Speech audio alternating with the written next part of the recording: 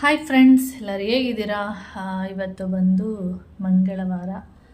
ಇವಾಗ video start ಮಾಡಿದ್ದೀನಿ. ಹಾಗೆ ಇವಾಗ ಎಷ್ಟು ಟೈಮು 9:45 ಆಗ್ತಾ ಇದೆ, ಇನ್ನೂ ಆಗಿಲ್ಲ. ಹಾಗೆ ಬಟ್ಟೆಗಳನ್ನ ನೆನೆಸ್ತಾ ಇದ್ದೀನಿ. ನೋಡಿ, ನಾನು 8 kg ವಾಷಿಂಗ್ ಮಿಷಿನ್ಗೆ ಎಷ್ಟು ಬಟ್ಟೆನ ನೆನೆಸಿರ್ತೀನಿ ಕಾಣಿಸ್ತಿದೆಯಾ? ಇದರಲ್ಲೊಂದು 3/4 ಭಾಗ ನೆನೆಸಿದ್ದೀನಿ. ಅಂದರೆ ನೀರೆಲ್ಲ ಹೋದರೆ ಸ್ವಲ್ಪನೇ ಬರುವಂಥದ್ದು.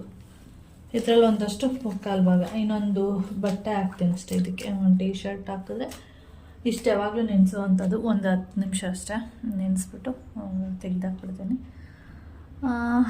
ಓಕೆ. ಹಾಗೆ ಹಬ್ಬಕ್ಕೆ ನಾಳೆ ನಮ್ಮ ಗುಮ್ಮಿ ನೋಡಿ ಏನು ಮಾಡ್ತಿದ್ದಿಲ್ಲ. ಎಲ್ಲಿ ಗುಮ್ಮಿ? ಗಮ ಗಮ ಅವಳು ಉಂಡೆ ನಾಮ. ಇಲ್ಲಿ ನೋಡಿ ನನ್ನ ಗುಮ್ಮ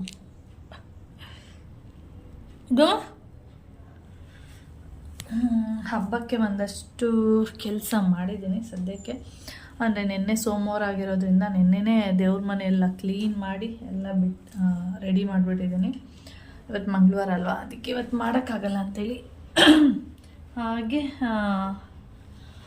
ಇವಾಗ ಬೆಳಿಗ್ಗೆ ಈ ಸೋಫಾ ಕವರೆಲ್ಲ ತೆಗೆದ್ಬಿಟ್ಟು ಅದು ಒಂದು ಕಾಟದು ದಿವಾನ್ ಕಾಟ್ದು ಒಂದು ಸೋಫಾ ಮೇಲೆ ಹಾಕಿದ್ದೀನಿ. ಯಾಕೆಂದರೆ ಬೆಕ್ಕೋಗಿ ಮಲಗುತ್ತಲ್ಲ, ಮತ್ತು ಕೂದಲೆಲ್ಲ ಅಂಟ್ಕೊಳ್ಳುತ್ತೆ, ಮತ್ತು ಅದನ್ನ ಒಂದು ಒದ್ದೆ ಬಟ್ಟೆ ತೊಗೊಂಡು ಉಜ್ಜಿ ಒರೆಸ್ಬೇಕು. ಅದರಿಂದ ಇಲ್ಲಿ ಬೆಡ್ಶೀಟ್ ತೆಗೆದು ಹಾಕಿದ್ದೀನಿ. ನಾಳೆ ಅದು ತೆಗೆದ್ಬಿಟ್ಟು ಸೋಫಾ ಕವರ್ನ ಹಾಕ್ಬಿಡ್ತೀನಿ. ಇಲ್ಲಿಗೆ ಕವರ್ ಹಾಸ್ಬೇಕು. ಇಲ್ಲಿ ಇಟ್ಟಿದ್ದೀನಿ ದಿವಾನ್ ಕಾಟ್ ಸಿಂಗಲ್ ಬೆಡ್ಶೀಟ್ ಕವರು. ಹಾಗೆ ಇದನ್ನು ಚೇಂಜ್ ಮಾಡಿಲ್ಲ ಇನ್ನು. ಪಿಲ್ಲ ಕವರೆಲ್ಲ ಹಾಕಿಟ್ಟಿದ್ದೀನಿ. ಇನ್ನು ಇದನ್ನು ತೆಗೆದುಬಿಟ್ಟು ನೀಟಾಗಿ ಒದ್ಬಿಟ್ಟು ಅದನ್ನು ಹಾಕಬೇಕಷ್ಟೆ. ಅಷ್ಟಾದರೆ ಸದ್ಯಕ್ಕೆ ಅಷ್ಟು ಕೆಲಸ ಮುಗಿಯುತ್ತೆ. ಆಮೇಲೆ ಮಿಷಿನ್ಗೆ ಬಟ್ಟೆ ಹಾಕ್ಬಿಟ್ಟು ಇನ್ನೂ ತಿಂಡಿ ತಿಂದಿಲ್ಲ. ಇವತ್ತು ಚಪಾತಿ ಮಾಡಿದ್ದೀನಿ. ತುಂಬ ದಿನ ಆಗಿತ್ತು ಚಪಾತಿ ಎಲ್ಲ ಮಾಡಿ. ಒಂದು 15 days ಮೇಲೆ ಆಗಿದೆ ಚಪಾತಿ ಎಲ್ಲ ಮಾಡೇ ಇಲ್ಲ. ಯಾಕೆಂದರೆ ಲೈಟ್ ಫುಡ್ಡು ಅಂತೇಳಿ ಲೈಟಾಗಿ ಫುಡ್ಡೆಲ್ಲ ಮಾಡಿಕೊಂಡು ಹೆಚ್ಚಾಗಿ ಮೊಸರು ಅನ್ನ ಈ ಥರದ್ದೇ ಮಾಡ್ತಾಯಿದ್ದೆ. ಚಪಾತಿ ಮಾಡಿ ತುಂಬ ದಿನ ಆಗಿದೆ ಅಂದ್ಬಿಟ್ಟು ನಾನು ಇವತ್ತು ಚಪಾತಿ ಮತ್ತು ಟೊಮೆಟೊ ಗೊಜ್ಜು ಮಾಡಿದ್ದೀನಿ. ಇವಾಗ ತಿನ್ನಬೇಕು, ಚೆನ್ನಾಗಿರುತ್ತೆ ಟೊಮೆಟೊ ಗೊಜ್ಜು ಮತ್ತು ಚಪಾತಿ ಎಲ್ಲ. ಇದು ಒಂದು ಓಕೆ. ಹಾಗೆ ಮಸಾಲೆ ಸಾಂಬಾರು ಮಾಡೋಣ ಅಂತೆಲ್ಲ ರೆಡಿ ಮಾಡಿಟ್ಟಿದ್ದೀನಿ. ನೋಡಿ, ಮಸಾಲೆ ರುಬ್ಬಿಟ್ಟಿದ್ದೀನಿ. ಹಾಗೆ ಆಲೂಗಡ್ಡೆ, ಬದನೆಕಾಯಿ ಮತ್ತು ಈರುಳ್ಳಿ ಎಲ್ಲ ಇದೆ. ಈರುಳ್ಳಿ ಕಟ್ ಮಾಡಿ ಒಗ್ಗರಣೆಗೆ ಹಾಕಬೇಕು. ನೋಡಿ, ಚಿಕನ್ ಇದೆ ಅಂತ ನೆಗ್ದು ನೋಡ್ತಿರೋದು. ನೆಗ್ದು ವಾಸನೆ ಹಿಂಗೆ ಕೈ ಕೊಟ್ಟರೆ ಏನು ಮಾಡೋದಂದರೆ ಕೈನ ಸ್ಮೆಲ್ ಮಾಡುವಂಥದ್ದು. ಏನು ಇಟ್ಟಿದ್ದಾಳೆ ಅಂದರೆ ಕೈಯಲ್ಲೇನಾದರೂ ಚಿಕನ್ ಏನಾದರೂ ಮುಟ್ಟಿದರೆ ಅದು ಚಿಕನ್ ಸ್ಮೆಲ್ ಬರುತ್ತಲ್ಲ, ಅದರಿಂದ. ನೋಡಿ, ಮೊಳಕೆ ಕಾಳು ಫ್ರಿಜ್ಜಿಂದ ಆವಾಗಲೇ ಎತ್ತಿಟ್ಟಿದ್ದೀನಿ. ಇವಾಗ ಇದನ್ನು ಸಾಂಬಾರು ಮಾಡಬೇಕು. ಫಸ್ಟು ತಿಂಡಿ ಕೆಲಸ ಮುಗಿಸ್ತೀನಿ. ತಿಂಡಿ ತಿಂದ್ಕೊಂಡು ಆಮೇಲೆ ಕೆಲಸ ಮಾಡೋಣ. ಆವಾಗ ಹೊಟ್ಟೆ ಫುಲ್ ಆಗುತ್ತಲ್ಲ, ಮಾಡಬೇಕು ಅನಿಸುತ್ತೆ.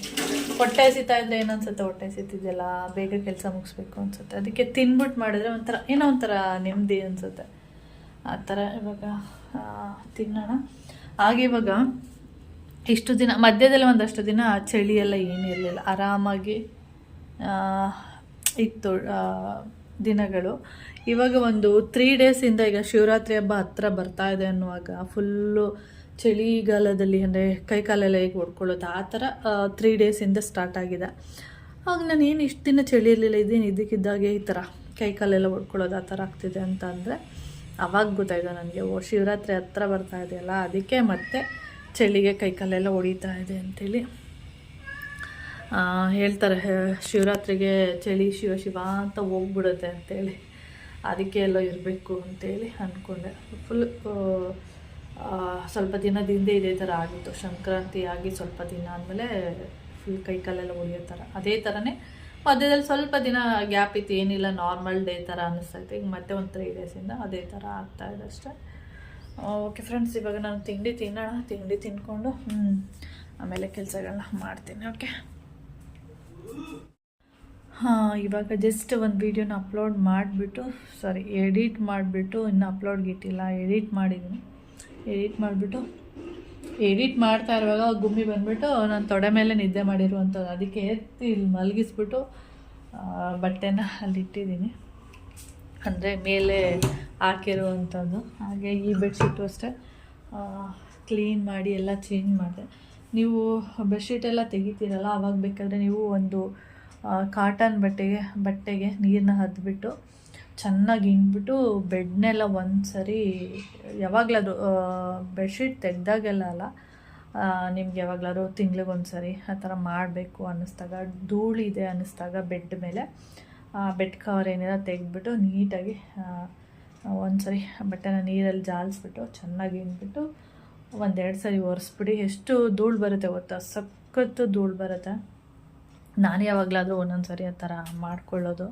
ಹಾಗೆ ಇದು ಕಾಟನ್ ಬೆಡ್ಶೀಟ್ ಆಗಿರೋದ್ರಿಂದ ಇದು ನಿಮಗೆ ಮೊಬೈಲ್ ಅಂದರೆ ವೀಡಿಯೋದಲ್ಲಿ ನೋಡುವಾಗ ಚೆನ್ನಾಗಿ ಕಾಣಿಸ್ತೇವೆ. ಅದೇ ನಾನು ಡೈರೆಕ್ಟಾಗಿ ನೋಡ್ತಾ ಇದ್ದೀನಿ ನೋಡಿ, ಆವಾಗ ಅದು ಹೇಗೆ ಕಾಣಿಸುತ್ತೆ ಅಂದರೆ ಒಂಥರ ಕಾಟನ್ ಆಗಿರೋದ್ರಿಂದ ಒಂಥರ ಡಲ್ ಆಗಿರೋ ಥರ ಕಾಣಿಸುತ್ತೆ. ಅಂದರೆ ಏನು ಹೇಳ್ತೀವಿ, ಯೂಸ್ ಮಾಡ್ತಾ ಅಂದರೆ ವಾಶ್ ಆಗ್ತಾ ಏನಾಗುತ್ತೆ ಅನ್ನೋದು ಕಾಟನ್ ಆಗಿರೋದ್ರಿಂದ ಒಂಥರ ಕಲರ್ ಶೇಡ್ ಆದಂಗೆ, ಬಣ್ಣ ಏನು ಹೋಗಿಲ್ಲ ಆದರೂ ಕಲರ್ ಶೇಡ್ ಆಗುತ್ತೆ. ಓಕೆ, ಹಾಗೆ ಮೊಳಕೆ ಕಾಳು ಕೂಡ, ಮೊಳಕೆ ಕಾಳು ಸಾಂಬಾರು ರೆಡಿಯಾಗಿದೆ. ಹಾಗೆ ಇದ್ರದ್ದು ಗ್ಯಾಸ್ಕೆಟ್ ಏನಾಗಿದೆ ಅಂದರೆ ಹಾಳಾಗ್ಬಿಟ್ಟಿದೆ. 5 ಲೀಟರ್ದು ಅದೇ ಥರನಾಗಿದೆ. 3 ಲೀಟರ್ ಕುಕ್ಕರ್ದು ಕೂಡ ಗ್ಯಾಸ್ಕೆಟು ಹಾಳಾಗ್ಬಿಟ್ಟಿದೆ. ಅದನ್ನು ತೊಗೊಬರ್ಬೇಕು, ಹೊರಗಡೆ ಹೋದಾಗ ತರ್ತೀನಿ. ಮೋಹನ್ ಮಾಮಂಗೆ ಹೇಳಿದ್ರೆ ಅದು ಯಾವುದೋ ಗೊತ್ತಿಲ್ಲ ನನಗೆ, ಹಂಗೆ ಹಿಂಗೆ ಅಂದ್ಬಿಡ್ತಾರೆ. ಅದಕ್ಕೆ ನಾನೇ ಹೋದಾಗ ತೊಗೊಬರ್ಬೇಕು. ಹಾಗೆ ಒಂದು ಚಪಾತಿ ಇದೆ. ಹಾಗೆ ಕೌಶಿಗೆ ಸ್ವಲ್ಪ ಮೊಳಕೆ ಕಾಳನ್ನ ಹುರಿಬೇಕಾದ್ರೆ ಎತ್ತಿಟ್ಟಿದ್ದೀನಿ ಒಂದು ಬೌಲಲ್ಲಿ ಸ್ವಲ್ಪ. ಅವ್ನು ಬಂದು ಇಷ್ಟಪಟ್ಟು ತಿಂತಾನೆ ಅದಕ್ಕೆ. ಹಾಗೆ ಡೈಲಿ ಸೌತೆಕಾಯಿಗಳು ಕಾಣಿಸ್ತಾ ಇರೋದು, ಸೌತೆಕಾಯಿ ಎಲ್ಲ ಈ ಥರ ಕಹಿ ಎಲ್ಲ ತೆಗೆದ್ಬಿಟ್ಟು ಈಗ ಇಟ್ಟಿರ್ತೀನಿ. ಮಧ್ಯಾಹ್ನ ಊಟಕ್ಕೆ ಪೀಸ್ ಮಾಡಿ ಇಡುವಂಥದ್ದು. ಹಾಗೆ ಪಪಾಯನೂ ಅಷ್ಟೇ ಫ್ರಿಜ್ಜಿಂದ ಎತ್ತಿಟ್ಬಿಟ್ಟಿದ್ದೀನಿ. ಫ್ರಿಜ್ಜಲ್ಲಿ ತೆಗೆದ ತಕ್ಷಣವೇ ತಿನ್ನೋಕ್ಕಾಗಲ್ಲ, ಸ್ವಲ್ಪ ಕಷ್ಟ ಆಗುತ್ತೆ, ಯಾಕೆಂದರೆ ಕೋಲ್ಡ್ ಇರುತ್ತಲ್ವ, ಅದರಿಂದ ಹೀಗೆ ತೆಗೆದ್ಬಿಟ್ಟು ಹೊರಗಡೆ ಇಟ್ಟಿದ್ದೀನಿ. ಊಟ ಎಲ್ಲ ಆದಮೇಲೆ ಅದನ್ನು ಕೂಡ ಸಣ್ಣದಾಗಿ ಕಟ್ ಮಾಡಿಬಿಟ್ಟು ಸ್ವಲ್ಪ ಉಪ್ಪು ಪೆಪ್ಪರ್ ಹಾಕಿ ಕೊಡುವಂಥದ್ದು. ಇಷ್ಟು ಕೆಲಸ ಆಗಿದೆ. ಇನ್ನು ಮಧ್ಯಾಹ್ನಕ್ಕೆ ಮುದ್ದೆ ರೈಸ್ ಮಾಡಬೇಕು. ಇವಾಗ ನಾನು ಕಸ ಎಲ್ಲ ಗುಡಿಸಿ ಮನೆಯೆಲ್ಲ ಒರೆಸ್ಬೇಕು. ಹಾಗೆ ಸ್ಟೆಪ್ಪದು ಕಸ ಏನಿದೆ ಅದು ಕೂಡ ಒರೆಸ್ಬೇಕು ಇವತ್ತು. ಯಾಕೆ ಅಂದರೆ 2 ದಿನ ಆಗಿದೆ ಅಷ್ಟೇ ಒರೆಸಿ, ಅದೇನಾಗಿದೆ ಫುಲ್ಲು ಧೂಳಾಗಿದೆ. ಇವಾಗ ಇಲ್ಲೆಲ್ಲ ಕಸ ಎಲ್ಲ ಗುಡಿಸ್ಬಿಟ್ಟು ಹೋಗಿ ಅದು ಕಸ ಗುಡಿಸಲ್ಲ ಸ್ಟೆಪ್ದು, ಹಾಗೆ 1 ಬಕೆಟ್ ನೀರು ಎತ್ಕೊಂಡೋಗಿ ಒರೆಸ್ಕೊಂಡು ಬರುವಂಥದ್ದು. ಇವಾಗ ಸದ್ಯಕ್ಕೆ ಅದೊಂದು ಕೆಲಸ ಮಾಡ್ತೀನಿ. ಇದು ಗುಡಿಸಿ ಒರೆಸುವಂಥದ್ದು, ಅದನ್ನು ಹಾಗೆ ಒರೆಸುವಂಥದ್ದು ಅಷ್ಟೇ. ಓಕೆ, ಆಮೇಲೆ ವಿಡಿಯೋನ ಕಂಟಿನ್ಯೂ ಮಾಡ್ತೀನಿ. ಇಲ್ಲಿ ನೋಡಿ, ಗುಮ್ಮಿ ನಿದ್ದೆ ಮಾಡ್ತಿದ್ದಾಳೆ. ಇಲ್ಲೊಬ್ಳು ಗುಮ್ಮಿ ಕಾಣಿಸ್ತಿದೆಯಾ, ಇವಳು ನಾಮಿ. ಅದು ನಾಮ, ಇದು ನಾಮಿ. ಗಮಡ ಯಾವಾಗಲಾದರೂ ಒಂದೊಂದು ಸರಿ ಬರುತ್ತೆ ಡೈಲಿ ಮಾತ್ರ, ಯಾವಾಗಲಾದರೂ ತುಂಬ ಅಪರೂಪ ಬರಲ್ಲ ಅಂತ ಹೇಳಿದ್ರೆ ಡೈಲಿ ಬಂದು ನಿದ್ದೆ ಮಾಡ್ತಾ ಇರುತ್ತೆ. ಏನಾದರೂ ಹಾಕಿದ್ರೆ ಮಾತ್ರ ನಮ್ಮ ನಾಮ ಇದೆಯಲ್ಲ, ನಾಮಕ್ಕಿನ್ನ ಫಾಸ್ಟ್ ಇದ್ದಾಳೆ. ಕಿತ್ಕೊಂಡು ಚಿಕನ್ನು ಏನಾದರೂ ನಾನ್ ವೆಜ್ ಹಾಕ್ತೀವಿ ನೋಡಿ, ಫಿಶ್, ಆವಾಗ ಕಿತ್ಕೊಂಡು ಓಡ್ಬಿಡ್ತಾಳೆ ಕೆಳಗಡೆ. ಇಲ್ಲಿದ್ದರೆ ಇವಳು ಬಿಡಲ್ಲ, ಇವಳು ಹೋಗ್ಬಿಟ್ಟು ಕಿತ್ಕೊಳ್ಳೋಕೆ ನಿಲ್ತಾ ಇರ್ತಾಳಲ್ಲ, ಅದರಿಂದ ಕೆಳಗಡೆಗೆ ಎತ್ಕೊಂಡು ಹೋಗುವಂಥದ್ದು. ಆ ಥರ ಮಾಡುತ್ತೆ. ಅದು ತುಂಬ ಆ್ಯಕ್ಟಿವ್ ಇದೆ. ಯಾರ ಮನೆ ಬೇಕು ಅಂತ ಮಾತ್ರ ಗೊತ್ತಿಲ್ಲ. ಹಾಗೆ ಇನ್ನೊಂದು ವಿಷಯ ಹೇಳಬೇಕಿತ್ತು. ಮೊನ್ನೆ ಅಂದರೆ ಸಂಡೇ ಮಕ್ಕಳು ಒಂದು 4 ಜನ ಮಕ್ಕಳು ಪಕ್ಕದ ಮನೆ ಬಿಲ್ಡಿಂಗಿಗೆ ಬಂದುಬಿಟ್ಟು ಹೋಗ್ತಾಯಿದ್ರು. ಯಾಕ್ರೋ ನೀವು ಆ ಬಿಲ್ಡಿಂಗ್ ಹೋಗಿದ್ರಿ, ಗೇಟ್ ಹಾಕ್ರೋ ಅಲ್ಲಿ ನಾಯಿ ಹೋಗುತ್ತೆ ಅಂದರೆ ಅವಾಗ ಹೇಳ್ತಿದ್ದಾರೆ, ಆಂಟಿ ನಮ್ಮ ಮನೆ ಹತ್ರ ಒಂದು ಬೆಕ್ಕು ಮರಿ ಹಾಕ್ಬಿಟ್ಟಿತ್ತು, 4 ಮರಿ ಹಾಕಿದ್ದೆ ಅದಕ್ಕೆ ಆ ಬೆಕ್ಕನಲ್ಲಿ ನಾಯಿ ಹಿಡಿಯುತ್ತೆ ಆಂಟಿ, ಅದಕ್ಕೆ ಇದನ್ನು ಇಲ್ಲಿ ಟೆರೆಸ್ ಮೇಲೆ ತಂದಿಟ್ಬಿಟ್ಟು, ಅಂದರೆ ಪಕ್ಕದ ಮನೆ ಟೆರೆಸ್ ಮೇಲೆ ತೊಗೊಂಡೋಗಿಟ್ಬಿಟ್ಟು ಡೋರೆಲ್ಲ ನೀಟಾಗಿ ಹಾಕಿದ್ದೀವಿ ಆಂಟಿ. ನಾನು ಹೇಳ್ದೆ ಅಲ್ಲಿಗೆ ನಾಯಿ ಹೋಗುತ್ತೆ ಕಣೋ ಅಂದರೆ, ಇಲ್ಲ ಆಂಟಿ ನೀಟಾಗಿ ಹಾಕಿದ್ದೀವಿ, ನಾಯಿ ಹೋಗಬಾರ್ದು ಆ ಥರ.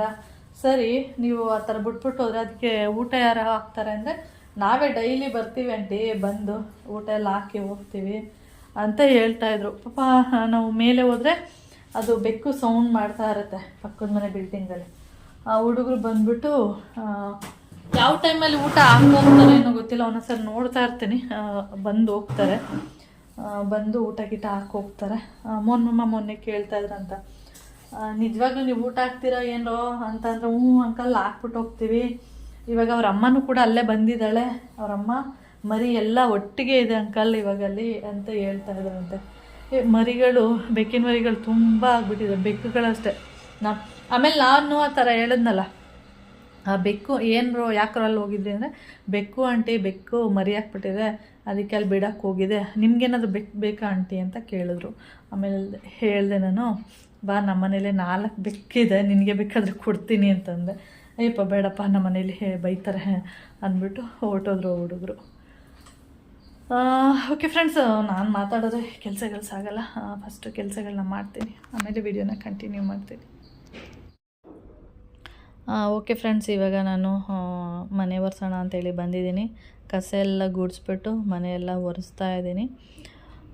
ಹಾಗೆ ಮನೆಯೆಲ್ಲ ಒರೆಸ್ಬಿಟ್ಟು ಒಂದು ಕಿಚನ್ ಟವಲ್ಗಳಿದೆ 2, ಅದನ್ನು ಅಷ್ಟೇ ಬಿಸಿನೀರಲ್ಲಿ ಹಾಕಿ ಸರ್ಪೆಲ್ಲ ಹಾಕ್ಬಿಟ್ಟು ನೆನೆಸಿಟ್ಟಿದ್ದೀನಿ. ಅದ್ರ ಜೊತೆಗೆ ಈ ಮಾಪ್ಗಳೇನಿದೆ ಇದನ್ನು ಕೂಡ ತೊಳಿಬೇಕು. ಅಂದರೆ ಡೈಲಿ ತೊಳಿತಾ ಇರ್ತೀನಿ, ಹಾಗೆ ಅದನ್ನು ತೊಳಿತಾ ಇರ್ತೀನಲ್ಲ, ಹಾಗೆ ಇದನ್ನು ತೊಳೆದ್ಬಿಟ್ಟು ಸ್ವಲ್ಪ ಹಾಕೋಣ ಅಂಥೇಳಿ. ಹಾಗೆ ಹೊರಗಡೆ ಸ್ಟೆಪ್ಪು ಏನು ಒರೆಸಿದ್ದೆ ಅದನ್ನು ಕೂಡ, ಅಂದರೆ ಅದ್ರದ್ದು ಹಳೇದು ಒಂದು ಮಾಪ್ ಇಟ್ಕೊಂಡಿದ್ದೀನಿ, ಅದನ್ನು ಕೂಡ ಇವಾಗ ತೊಳೆದ್ಬಿಟ್ಟು ತೊಗೊಂಡೋಗಿ ಈಚೆ ಹಾಕ್ಬಿಡೋದು. ಈ ಬಿಸಿಲಿಗೇನೋ ನಾವು ಮನೆಯೆಲ್ಲ ಒರೆಸಿದ್ರೆ ಫ್ಯಾನ್ ಅವಶ್ಯಕತೆಯೇ ಇಲ್ಲ. ನಾನು ಒರೆಸ್ಬಿಟ್ಟು ಹೋಗೋದ್ರೊಳಗಡೆ ಫುಲ್ಲು ನೀಟಾಗಿ ಡ್ರೈ ಆಗಿಬಿಟ್ಟಿರುತ್ತೆ. ಈ ಮಳೆಗಾಲ, ಚಳಿಗಾಲ ಆ ಥರ ಟೈಮಲ್ಲಿ ಸ್ವಲ್ಪ ಫ್ಯಾನ್ ಅವಶ್ಯಕತೆ ಇರುತ್ತೆ, ಯಾಕೆಂದರೆ ಬೇಗ ಡ್ರೈ ಆಗಲ್ಲ, ಮೋಡ ಇರುತ್ತೆ ಮತ್ತು ಮಳೆ ಹೊರಗಡೆ ಬೀಳ್ತಾ ಇರುತ್ತೆ. ಅಂಥ ಟೈಮಲ್ಲಿ ಬೇಗ ಒಣಗೋದಿಲ್ಲ, ಹಸಿ ಥರನೇ ಇರುತ್ತೆ. ಇವಾಗ ಏನಿಲ್ಲ, ಒಂದು ಕಡೆ ಒರೆಸ್ಕೊಂಡು ಹೋಗೋದ್ರೊಳಗಡೆ ಫುಲ್ಲು ಡ್ರೈ ಆಗೋಗಿರುತ್ತೆ ಆ ಥರ. ಇದನ್ನೆಲ್ಲ ಒರೆಸ್ಬಿಟ್ಟು ಇನ್ನು ಆ ಕೆಲಸಗಳನ್ನ ಮಾಡಬೇಕು. ಇದನ್ನು ಮಾಪೆಲ್ಲ ತೊಳಿಬೇಕು. ಮತ್ತು ಕಿಚನ್ ಟವಲ್ಗಳೇನಿದೆ ಅದನ್ನು ಕೂಡ ತೊಳೆದ್ಬಿಟ್ಟು ಬಿಸಿಲಿಗೆ ಹಾಕ್ಬಿಡೋಣ ಅಂಥೇಳಿ ಅವಾಗವಾಗ ಮಾಡ್ತಾ ಇರ್ತೀನಿ. ಅದು ಕಿಚನ್ ಟವಲ್ಗಳು ಬೇಗ ಕೊಳೆ ಹೋಗುತ್ತಲ್ಲ, ಈಸಿ ಆಗುತ್ತೆ ಅಂಥೇಳಿ ಆ ಥರನೇ ಮಾಡೋದು. ಇವಾಗ ಮಾಪ್ಗಳನ್ನಷ್ಟೇ ಚೆನ್ನಾಗಿ ಒಂದು ಬಕೆಟಲ್ಲಿ ಹಜ್ಜಿಬಿಟ್ಟು ಒಂದು 2-3 ಸರಿ, ಆಮೇಲೆ ನಲ್ಲಿನ ಡೈರೆಕ್ಟಾಗಿ ಆನ್ ಮಾಡಿಕೊಂಡು ಅಲ್ಲೇ ತೊಳೆದ್ಬಿಟ್ಟು ಹಾಕುವಂಥದ್ದು. ಇಲ್ಲಾಂದರೆ ಬಿಸಿನೀರಿದ್ರೆ ಇನ್ನೂ ಈಸಿ.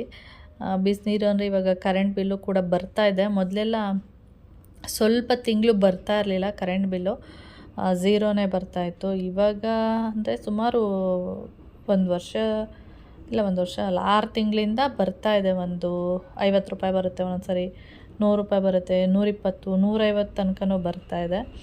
ಅದಕ್ಕೆ ಸೋಲಾರೆಲ್ಲ ಇದ್ದರೆ ಓಕೆ, ಯೂಸ್ ಮಾಡ್ಕೋಬೋದು. ಗೀಝರ್ ಅಲ್ವಾ, ಕರೆಂಟ್ ಬಿಲ್ ಬರುತ್ತೆ ಅಂಥೇಳಿ ಒಂದೊಂದು ಸರಿ ಯಾವಾಗಲಾದರೂ ಮಾಡ್ಕೋತೀನಿ, ಅಂದರೆ ಬಿಸಿನೀರನ್ನ ಯೂಸ್ ಮಾಡ್ಕೊಂಡು ಮಾಡ್ತೀನಿ. ಒಂದೊಂದು ಸರಿ ಕರೆಂಟ್ ಬಿಲ್ಲು ಈ ಥರ ಜಾಸ್ತಿ ಏನಾದ್ರು ಬಂದಿದೆ ಆ ತಿಂಗಳು ಅಂದಾಗ ಸ್ವಲ್ಪ ತಣ್ಣೀರಲ್ಲೇ ವಾಶ್ ಮಾಡಿಬಿಡೋಣ ಅಂಥೇಳಿ. ಬಿಸಿನೀರಲ್ಲಿ ವಾಶ್ ಮಾಡಿದ್ರೆ ಏನಂದರೆ ಅದರಲ್ಲಿರುವಂಥ ಕೀಟಾಣುಗಳು, ಅಂದರೆ ಫಂಗಸ್ ಏನಾದರೂ ಇದ್ದರೆ ಸತ್ತೋಗುತ್ತೆ ಅಂಥೇಳಿ ಆ ರೀತಿ ಮಾಡೋದು. ಇವಾಗ ಕರೆಂಟ್ ಬಿಲ್ ಜಾಸ್ತಿ ಬರುತ್ತೆ ಅಂಥೇಳಿ ಅದನ್ನು ಸ್ವಲ್ಪ ಸ್ಟಾಪ್ ಮಾಡಿದ್ದೀನಿ ಅಷ್ಟೇ. ಯಾವಾಗಲಾದರೂ ಒಂದೊಂದು ಸರಿ ಮಾಡ್ತೀನಿ ಈ ಥರ. ಇದೆಲ್ಲ ಆದಮೇಲೆ ನಾನು ಕಿಚನ್ ಟವಲ್ ಅಷ್ಟೇ, ಅದನ್ನ ಬಿಸಿನೀರಲ್ಲಿ, ಅದಕ್ಕೇನು ಒಂದು ಜಗ್ ನೀರಾದರೆ ಸಾಕು, ಕಿಚನ್ ಟವಲ್ಗೆ ಚೆನ್ನಾಗಿ ತೊಳೆದು ಹಾಕ್ಬೋದು. ಇವಾಗ ಆಲ್ರೆಡಿ ಅದನ್ನು ನೆನೆಸ್ಬಿಟ್ಟು ಇಟ್ಟಿದ್ದೀನಿ. ಸ್ವಲ್ಪ ಬ್ರಷ್ ಮಾಡಿಬಿಟ್ಟು ಜಾಲಿಸ್ಬಿಟ್ಟು ಹಾಕುವಂಥದ್ದು.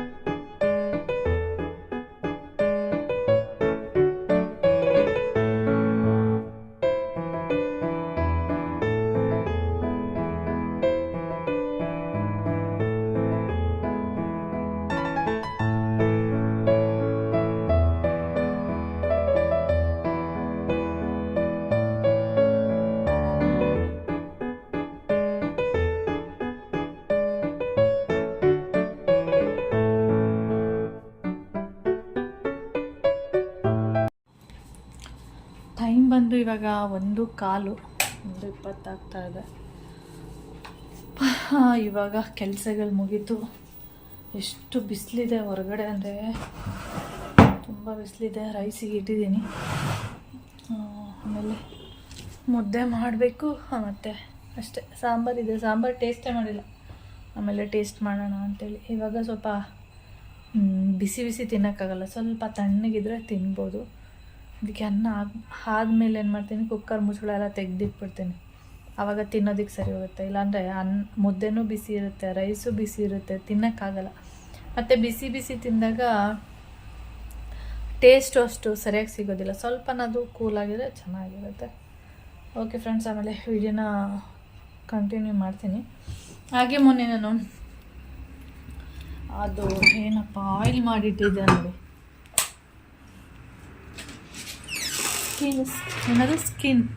ಸ್ಕಿನ್ ಬ್ರೈಟ್ನಿಂಗ್ ಆಯಿಲು ಇದರಲ್ಲಿ ಮಾಡಿಟ್ಟಿದ್ದೀನಿ. ಒಂದು ಕ್ರೀಮು ಇದರಲ್ಲಿ ಇಟ್ಟಿದ್ದೀನಿ. ಇದು ಕ್ರೀಮ್ ಇರುವಂಥದ್ದು, ಇದು ಆಯಿಲ್ ಇರುವಂಥದ್ದು.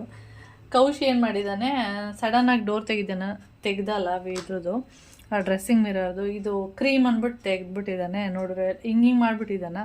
ಫುಲ್ ಇಲ್ಲೆಲ್ಲ ಚೆಲ್ಲಿ ಎಲ್ಲ ಇದಾಗಿತ್ತು. ಸ್ವಲ್ಪ ಒಂದಷ್ಟು ಚೆಲ್ಲೋಗಿದೆ, ಎಲ್ಲ ಕ್ಲೀನ್ ಮಾಡಿದ್ದೀನಿ. ಇವಾಗ ಸದ್ಯಕ್ಕೆ 2 ದಿನ ಅಷ್ಟೇ ನಾನು ಅದನ್ನು ಯೂಸ್ ಮಾಡಿರೋದು. ನನಗೇನೋ ಅಂತ ತುಂಬ ಎಫೆಕ್ಟಾಗಿ ಬೆಳ್ಳಗಾಗ್ತೀವಿ ಆ ಥರ ಎಲ್ಲ ಏನಿಲ್ಲ. ಸ್ಕಿನ್ ಚೆನ್ನಾಗಿರುತ್ತೆ ಅಷ್ಟೇ, ಅಷ್ಟು ಬಿಟ್ಟರೆ ಇನ್ನೇನು ಇಲ್ಲ. ನಾನು ಹರಳೆಣ್ಣೆ ಯೂಸ್ ಮಾಡಿದ್ರೂ ನನ್ನ ಸ್ಕಿನ್ನು ತುಂಬಾ ಚೆನ್ನಾಗಿರುತ್ತೆ. ಈ ಎಣ್ಣೆನೇ ಯೂಸ್ ಮಾಡಬೇಕು ಅಂತೇನಿಲ್ಲ. ನಾನು ಬೀಟ್ರೋಟು ಮತ್ತು ರೋಸು ಮತ್ತು ಲೆಮನ್ದು ಇದೆಲ್ಲ ಹಾಕಿದ್ನಲ್ಲ, ಚೆನ್ನಾಗಿ ಇನ್ನೂ ಬ್ರೈಟ್ ಆಗ್ಬೋದೇನೋ ಅಂತ ಅನ್ನಿಸ್ತಾಯಿತ್ತು. ಓಕೆ, ಗೊತ್ತಿಲ್ಲ, ನಮಗೆ ನಾವೇ ನೋಡ್ಕೋತಾ ಇರ್ತೀವಲ್ಲ ನಮ್ಮ ಮುಖನ, ಅದಕ್ಕೆ ಏನೋ ಗೊತ್ತಿಲ್ಲ. ಬೇರೆಯವ್ರಿಗೆ ಗೊತ್ತಾಗುತ್ತೇನೋ, ನಮಗಷ್ಟು ಗೊತ್ತಾಗಲ್ಲ. ನನಗನ್ಸಿದ್ದು ಬ್ರೈಟ್ ಕೀಟ್ ಏನಾಗಲ್ಲ, ಸ್ಕಿನ್ ಚೆನ್ನಾಗಿರುತ್ತೆ ಅಷ್ಟು ಮಾತ್ರ ಹೇಳ್ಬಲ್ಲೆ. ಓಕೆ, ಕಪ್ಗಿರೋರೆಲ್ಲ ನಾನು ಬೆಳ್ಳಗಾಗ್ಬಿಡ್ತೀನಿ ಅನ್ನೋದೆಲ್ಲ ಸುಳ್ಳು. ಸ್ಕಿನ್ ಚೆನ್ನಾಗಿರುತ್ತೆ ಅಷ್ಟೇ. ಅಂದರೆ ಏಜ್ ಆಗ್ತಾ ಏನಾದರೆ ಸ್ಕಿನ್ನು ಜೋತ್ ಬೀಳ್ತಾ ಇರುತ್ತಲ್ಲ, ಅದು ಸ್ವಲ್ಪ ಕಡಿಮೆ ಆಗ್ಬೋದು. ಅಂದರೆ ಈ ಆಯಿಲ್ ಹಾಕ್ಬಿಟ್ಟು ಮಸಾಜ್ ಮಾಡ್ತೀವಿ ನೋಡಿ, ಅದರಿಂದ. ಆಯಿಲ್ ಹಾಕಿಲ್ಲ ಅಂದರೆ ಏನು ಮಸಾಜ್ ಎಲ್ಲ ಮಾಡೋಕ್ಕೆ ಹೋಗಲ್ಲ. ಆಯಿಲ್ ಹಾಕ್ತೀವಲ್ಲ, ಸ್ವಲ್ಪ 1-2 ನಿಮಿಷನಾದರೂ ಮಸಾಜ್ ಮಾಡೋಣ ಅಂಥೇಳಿ ನಾವು ಮಸಾಜ್ ಮಾಡ್ತೀವಿ. ಅವಾಗ ಏನಾಗುತ್ತೆ, ಸ್ಕಿನ್ನು ಚೆನ್ನಾಗಿ ಕಾಣಿಸುತ್ತೆ ಮತ್ತು ಸ್ಕಿನ್ನು ಜೋತ್ ಬೀಳೋದು ಸ್ವಲ್ಪ ಕಡಿಮೆ ಆಗುತ್ತೆ. ಅಷ್ಟು ಬಿಟ್ಟರೆ ಬೆಳ್ಳಗಾಗ್ತೀವಿ ಆ ಥರದ್ದೆಲ್ಲ ಏನಿಲ್ಲ. ಯಾರಾದರೂ ನಾವು ಬೆಳ್ಳಗಾಗ್ಬಿಡ್ತೀನಿ ಆಯಿಲ್ ಹಚ್ಕೊಳ್ಳೋಣ ಅಂದರೆ ಅದೆಲ್ಲ ಸುಳ್ಳು. ನಾವು ಯಾವ ಕಲರ್ ಇರ್ತೀವಿ ಅದೇ ಕಲರ್ ಇರುವಂಥದ್ದು ನನ್ನ ಪ್ರಕಾರ. ಯಾರಾದರೂ ಬೆಳ್ಳಗಾಗಿದ್ರೆ ಹೇಳಿ, ಕಪ್ಪಿರೋರು. ಡೈಲಿ ಟ್ರೈ ಮಾಡೋಣ. ನಾನು ಅವಾಗವಾಗ ಹರಳೆಣ್ಣೆ ಯೂಸ್ ಮಾಡ್ತಾಯಿರ್ತೀನಿ ಅಷ್ಟೇ. ಅದು ಈಗ ಮಾಡಿಟ್ಟಿದ್ದೀನಲ್ಲ, ಯೂಸ್ ಮಾಡೋಣ. 1-2-3 ದಿನ ಯೂಸ್ ಮಾಡಿದ್ದೀನಿ. ಅದನ್ನು ಹಾಕ್ಕೊಂಡು ಅದನ್ನೇ ಯೂಸ್ ಮಾಡಿದ್ರೆ ಅಷ್ಟೇ ಆಯಿತು.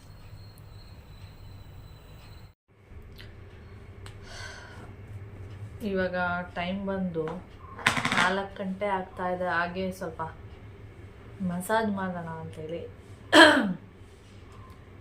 ಓಕೆ, ಒಂದು 10 ನಿಮಿಷ ಮಸಾಜ್ ಎಲ್ಲ ಮಾಡಿಬಿಟ್ಟು ಸ್ನಾನಕ್ಕೆ ಹೋಗೋಣ ಅಂತ ಮಸಾಜ್ ಮಾಡ್ತಾಯಿದ್ದೀನಿ ಅಷ್ಟೇ.